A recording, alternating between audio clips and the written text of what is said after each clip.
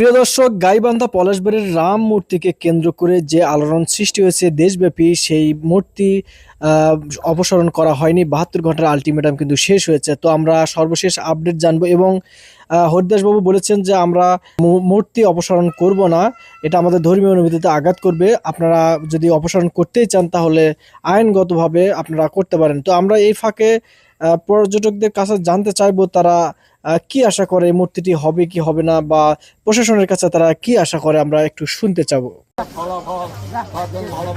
বর্তমান যে ইস্যু চলছে, হ্যাঁ, প্রশাসনের কাছে আপনারা কি আশা করেন? প্রশাসনের কাছে আমরা বিনীত অনুরোধ করব যে আপনারা ভালো করে যাচাই বাছাই করে দেখুন।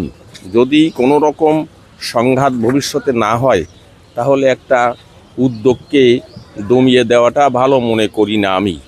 হ্যাঁ, আমরা বিনীতভাবে অনুরোধ করতে পারি যে আপনারা ভালো করে যাচাই বাছাই করে দেখুন যে এই যে ভদ্রলোক করছেন বা এই স্থানীয় যারা আছেন এর সঙ্গে সংশ্লিষ্ট, যদি তাদের কোনো অসৎ উদ্দেশ্য না থাকে তাহলে বাধা না দেওয়াটাই আমার হিসেবে ভালো হয় আমি মনে করি।